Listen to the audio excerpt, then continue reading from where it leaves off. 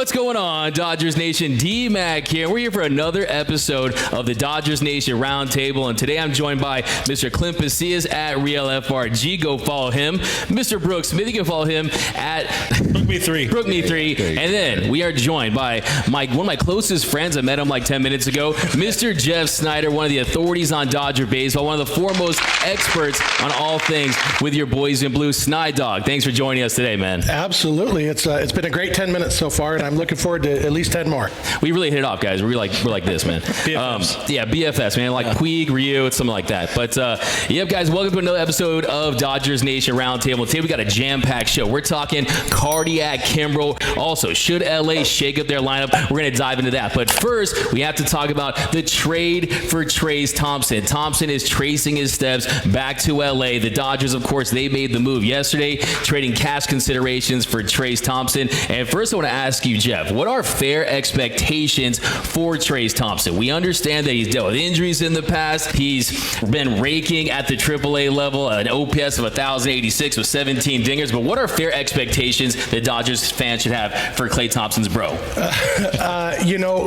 For me, anybody who's been raking at AAA, my fair expectation is always to remember, so did Luke Raley, so did DJ Peters, so did Steven Souza Jr. And basically, I mean, the expectations for Trayce Thompson is to fit in the uniform and put a glove on and go out and stand in right field anytime a left-hander's pitching until Mookie Betts comes back, and just count anything above that as a bonus.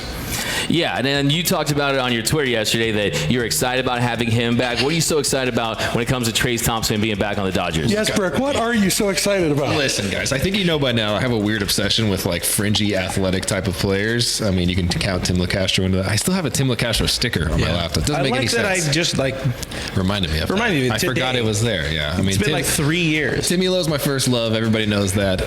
Matt Beatty was supposed to hook me up with a one-on-one with him just for the sake of, I don't know, love. I don't know. That never happened. Some snuggles. Yeah, something like that. BFF stuff. I don't know what was going to happen there, but I love the athletic type of guys. There's potential there, obviously.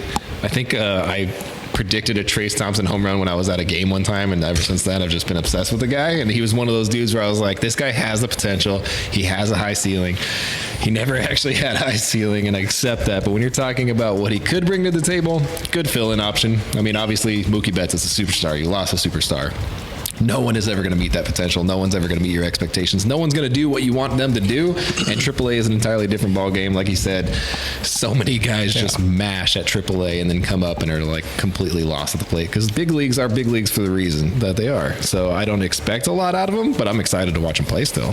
Yeah, it's a different thing to hit at the AAA level versus hitting in the show. And of course, I think the encouraging news, it doesn't seem like it's anything serious with Mookie Betts. He's going to be back hopefully in a few weeks. That's the expectation right now. Hopefully he can heal that McRib. But I have a question for you, Clint. When it comes to when Mookie Betts is ready to come back, is Trayce Thompson going to stick around, or will the Dodgers be without a Trayce?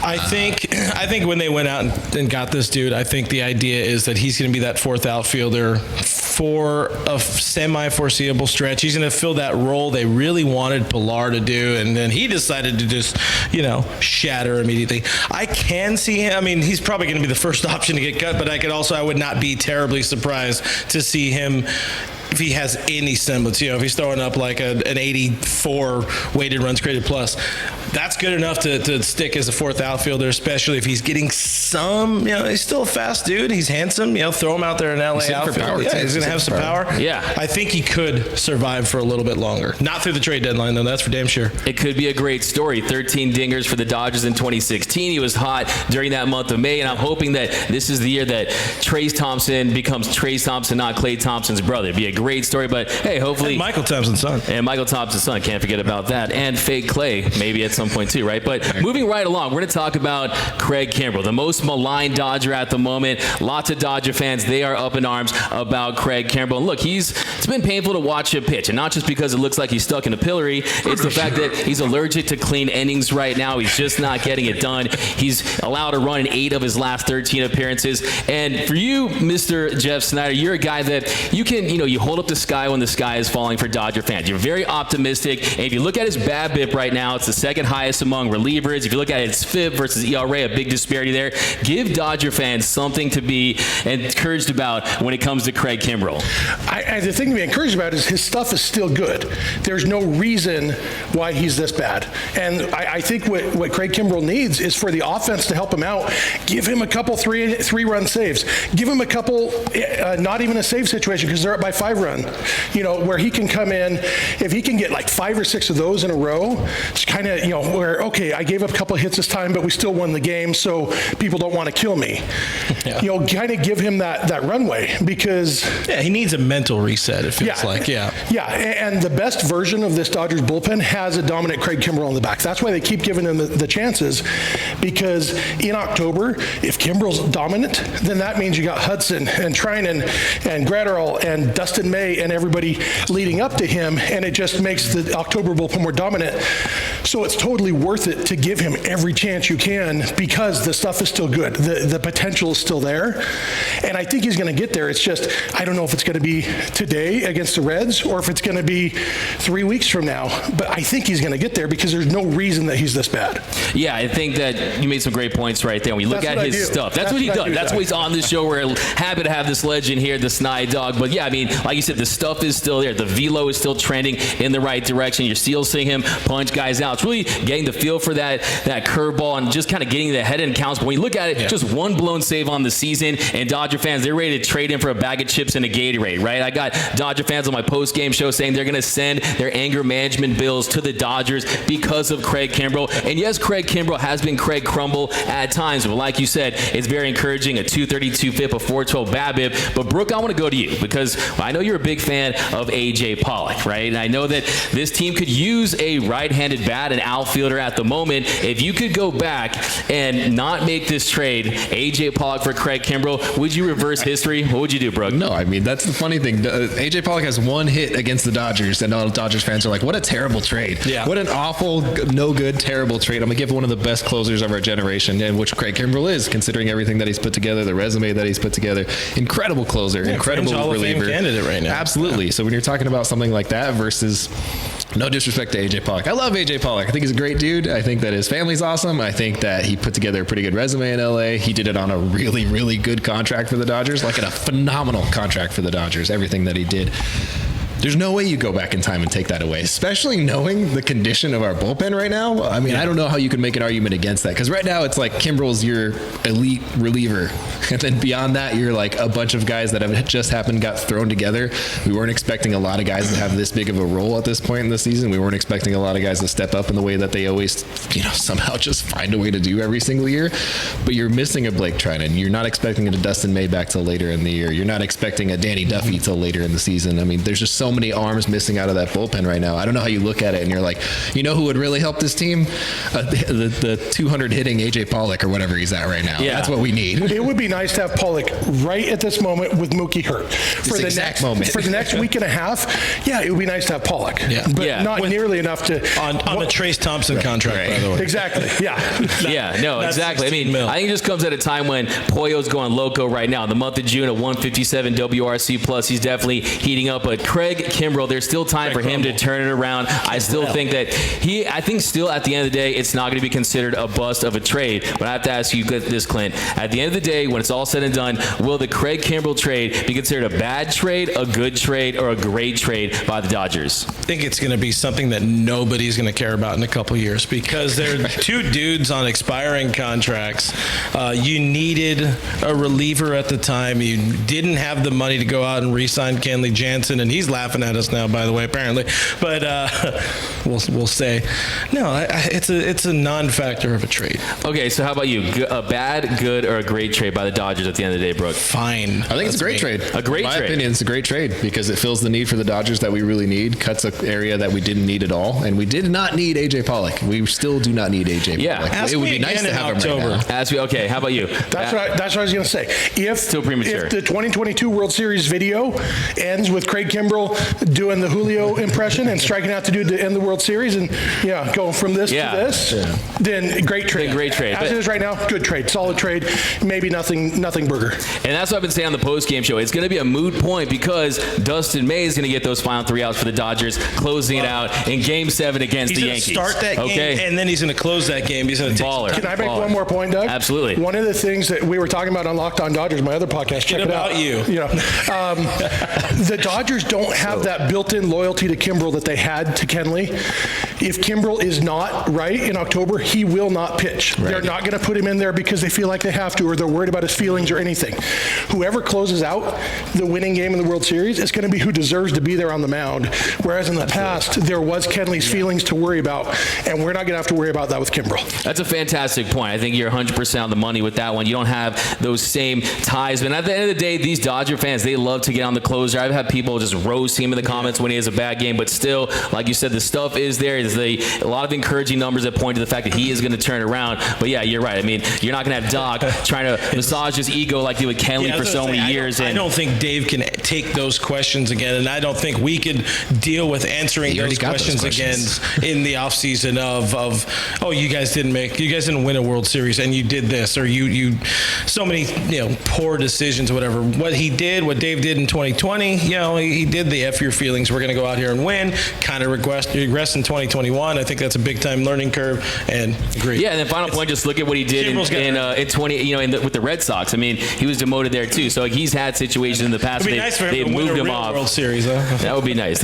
But moving right along. So with the Dodgers offense struggling of late and the lineup looking like it could use a spark, Mr. Jeff Snyder, would you consider doing a lineup shakeup, maybe at the top of the order, maybe through 1 through 4, maybe at the bottom of the lineup, maybe moving Gavin Lux up? Because if you look at this Dodgers offense, it has most definitely been a June swoon. If you look at this Dodgers offense compared to May, averaging 3.5 runs per game this month compared to 6 in May, the injury to Mookie Betts, a lot of guys struggling in the meat of that order. What would you do if you were Dave Roberts to help this lineup score some more runs? Gavin Lux is the big one that I think about there. I think some of Lux's success might be because he's batting ninth. There's no pressure. He's thriving in that spot.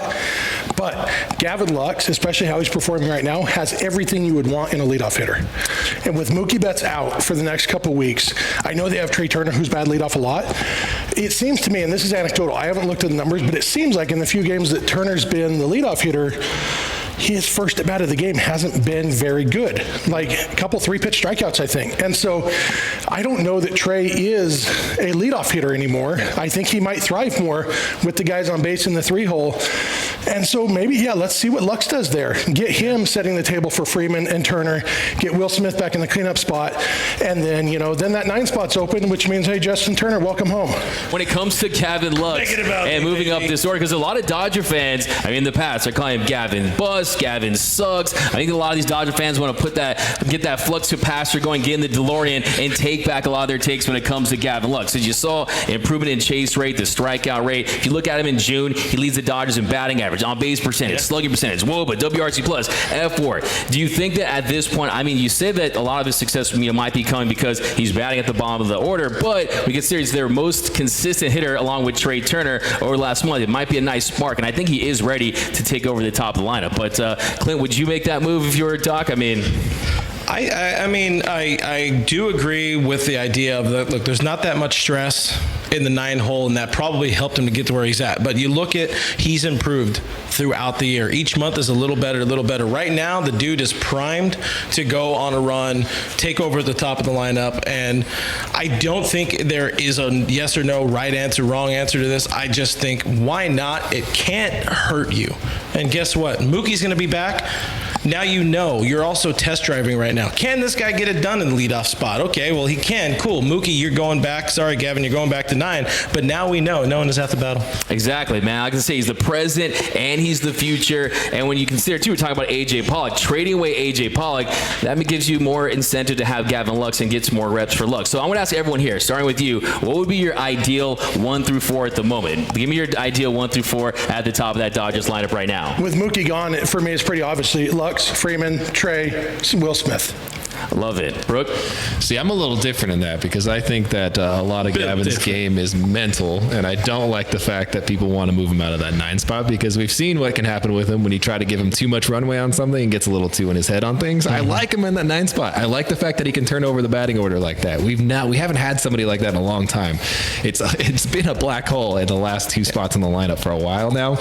I mean, obviously you're counting the pitcher over the past couple of years, but whatever. When you have Austin Barnes pitcher and then you turn over the lineup, things get a little rough sometimes. I like where Lux is right now.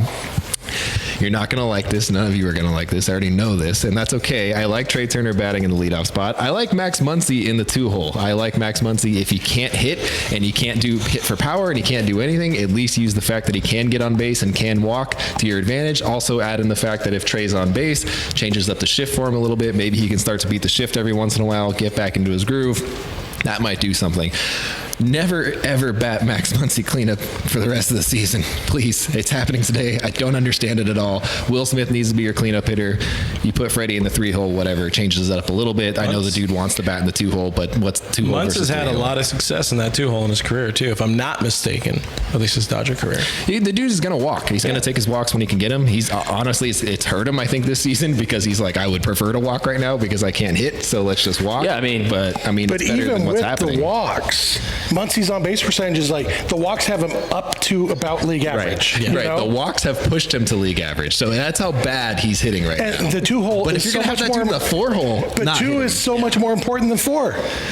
It is, but when you consider the fact that Where's you the have math in dudes this? right behind those guys who can drive the ball for actual power, I like your chances with that. I like that you can set the table for him. I also, like I said, the fact that you can have possibly, apparently not in the first at bat, but possibly have Trey on base for you with a speed threat at first base changes up defensive positioning for those guys. That can do something for you. Maybe it can't, but it's better than what we're doing right now. I will say I still prefer Gavin at the bottom of the lineup. I like Still that. on Gavin at the bottom. Go Trace Thompson leading out. Lead off Trace. Yeah, lead off Trace. Why do you bring Trace in if not to lead off? For you, Exactly. you know? Change the billboards. I mean, this is a Trace Thompson team at this point. Get the Trace Thompson bobblehead night going. We're going to end on this. You heard the Snyder Cut, but this is the Snyder Cut. Okay, I'm going to give you some options, and you're going to cut which one you want to cut out of this group. Okay. Okay. You ready to roll? I'm so and I'm going to ask you ready. guys too. I'm going to ask you guys too. Just for the record, though, I'm Snyder with an I. Not Snyder like with that an I. Zach dude. Yeah. Spell it right, people. For sure, man. You heard that right there, okay, guys? Okay, so first, Dodger dog, nachos, peanuts, or garlic fries? Anybody who says nachos is dead to me. Dodger dogs, hot dogs aren't great anyway. Dodger dogs are middle of the road hot dogs. The only good thing about a Dodger dog is it means you're at Dodger Stadium. Yeah. You know, if you've ever bought a Dodger dog at AM PM just to eat a Dodger dog, That's a good point. what are you doing with your life? Is that camera of it? What are you doing? Clint told me which camera to point at when I'm angry. that's the Dodger real dog's angry. got it. Dodger dog means you're at Dodger Stadium. It's the only reason to eat one. I eat one every time I go there, and I think, okay, I got that over with. Now I can eat some nachos. Bonus question, what do you put on your Dodger dog? Ooh, am I allowed to say that? I am a pure. I like mayonnaise, mustard, and ketchup on my hot dog. There it is, the Snyder Special. That's what we're going to call from now on. Okay, Brooke, cut one of those. You got Dodger dog, nachos, peanuts, and garlic fries. Which one are you cutting? I'm cutting garlic fries because they just leave you. Makes you with a feel bad- like you're in San Francisco. They leave you with a bad day. The rest of your day is bad because Everything is- everybody you talk to, you hear you feel a bounce off Yeah. them come right back to you, and you're like, "That's my breath." that And I you smell feel right greasy. now." Yeah, don't go on dates at Dodger Stadium and get garlic fries. That's a bad move. I went on one date with a girl at Dodger Stadium many years ago, and she got garlic fries. And last date, first and last. It's a big one. How about you, Clint? Which one are you cutting out of that group? Listen, peanuts, waste of time. You can't just throw. I'm assuming you didn't say sunflower seeds. So I'm bringing my sunflower seeds, and then I'm eating a dog, eating a damn nice helmet nachos, and I'm topping them off with some garlic fries. And you know what? I'm going home and I'm feeling terrible. Hey guys, out of all those, the one I'm cutting is none of them. I'm cheating on this one because I love all those foods, guys. But moving right along. I don't even like peanuts, No, I'm and I just still kidding. chose Dodger Dog. Really? Oh, dude, I love peanuts, man. I'm a big peanuts guy. But moving right along. Okay, Field of Dreams, Major League, The Sandlot, or Moneyball. Which one are you cutting? Ooh, Dreams made it. Field of Dreams, I guess. Field of Dreams? Yeah, I mean, people will come, but I'm not watching that. I like Field of Dreams. I do too, but like We got a trifecta here. After Look, that. make me laugh, don't make me cry. Thank you. Yeah. Major League is fantastic. Major League is so good. Phenomenal. I'm just glad that you picked 4 movies that I've seen. There's a ton of baseball movies I haven't. I just saw Moneyball for the first time 3 weeks ago. Dude, we're best friends. May hear the beginning of the show, right? I've read the book like 8 times, Yeah. but I just saw the movie for the first time. Adapt or die, right? Back, and I'm going to cut Field of Dreams. Field of Dreams. The rewatchability. Peer pressure works. The folks. rewatchability. Did we just destroy? Is that Kevin Costner in there? Yeah. We just destroyed Kevin Costner's career. You're never going to work again. That's right. Try living on your hundreds of millions of dollars, Kevin. You cuck. Kevin? Ray. Kevbo. Wait, different Hey, guy. Ray. Last one, or a couple more. Cut one of these How fan long is the bases. show? Cut one of these fan bases. The Giants or the Padres fan bases. Which one would you cut? Easily the Padres. Padres. Yeah, Giants are insecure. The beat LA thing is sad, but at least there are Beat actual LA. rivals. Yeah. Padres fans chanting beat LA. It's like, first of all, beat LA, it's a terrible chant. Yeah. I would never be caught dead chanting the other team's name in my chant. It's like, it's the same as let's go Dodgers. You're just changing the verb, you know? Good point. Yeah, so it's all pathetic, but Giants fans have earned the rivalry, Padres fans haven't.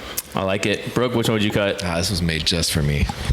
Give him a runway. You were in mine. Hey, The you can take my team too. The Giants are a real baseball team. They're here to compete. They have the longevity. They're historic. They've been around for a very long time. They're ran by competent people. They know what they're doing. They have an actual training staff full of actual medical doctors. They've known what they've done for a very long time. Padres, you guys have been fans for approximately 12 minutes now. Welcome to the show. That's even longer than Doug and I have known each other. Exactly. I mean, congratulations, Padres fans. You're here. You did it. Congratulations. No, I'm very tired of Padres fans coming out of the woodwork and suddenly talking. Giants fans, I enjoy the back and forth with. I've enjoyed it for a very long time. It's very much a, hey, we hate you, you hate us. There's respect there. Yeah. Padres is just like, shut up, dude. Just shut up. I'm so Yep. tired of you. I'm so tired of talking to you. Just a trash coming fan up. base. Also, going back to the beat LA thing, never okay to say the opponent's name in your chant. That doesn't make any sense. Unless you're saying Buck Foston, then that's like a one-time, one-off thing, whereas you pass by somebody from Boston and that's it. How about you? Where you go? Who'd you cut? The Dodgers and the Padres are about to play each other a whole lot over the second half of this season, and it is going to be annoying. It is going to be frustrating. Padres fans don't know how to internet very well, and that's where they're the loudest. And we all have to be on the internet because that's how we live, I guess. Get rid of Padres fans. You have respect for Giants fans. They've been there. We're not listening to 3 and 5 that much anymore because they realize, oh, look at that. There's a statute of limitations of 3 and 5, and we're past that one. Yeah. Anyway. No, I mean, for me, just look at, they had a parade after a wild card series win. That is my answer to that. Did you see the Golden State Warriors parade? That was the parade you have after a championship. I mean, they are the Padres. To me, I go back to your point, Brooke, like the Giants, they're the Joker to our Batman, okay? You don't want to live in a world, we don't have that intensity. We came out west together. There is a link there. But we know that as soon as the Padres, as soon as they become the Padres like they mostly do, that fan base is going to disappear. And it's like, what fans? So we're going to say, Jeff? After the parade, then they start saying Mickey Mouse. Like, Exactly. They claim they didn't even care about that season because it didn't count. Yeah. They say we have a Mickey Mouse ring, but their fans are just goofy, guys. But that's going to do it for this episode of the Dodgers Nation Roundtable. And thanks so much for joining us, Mr. Jeff Snyder, my best friend, my man. Hey, man, we're hitting off, man. We already follow each other, so we already passed that. So Absolutely. Good times. But you can follow him at SnyDog over on Twitter. And also, be sure to listen to his podcast, the Locked On Dodgers podcast with him and Mr. Vincent Semperio. Great podcast, all things Dodger baseball all week long. And then Brooke Smith, of course, the legendary host, the co-host of the Blue Heaven podcast. This is like the 2 greatest Dodger podcasts at the same place at the same time, along with Mr. Clint Pasillas. I mean, this is there like other ones? Dodgers podcast Blue. I don't know. Not that I know of. No, yeah, I think just a 2-man. It's a 2-horse race. It's the Dodgers, versus the Dodgers, right? But Clint, this is Mr. Real FRG. You can follow him. You want fart jokes, you come to us. But you want every day, you go to them. It's good balance. We got you on YouTube. But today, you guys are locked on Dodgers Nation. But see you guys next time. Of course, my name is Doug McCain. You can follow me on Twitter and Instagram at DMac_LA. And we want all your takes on all these topics as well. Do you think the Dodgers should shake up their lineup? Should they move up Gavin Lux? Do you think that Trayce Thompson can have an impact on the Dodgers? And also, Craig Kimbrel, do you think that is going to be a buzz for the Dodgers at the end of the day? So we want your takes down below. Be sure to subscribe to the channel, hit that notification bell, hit that like button, and as always, think blue, bleed blue, and we out.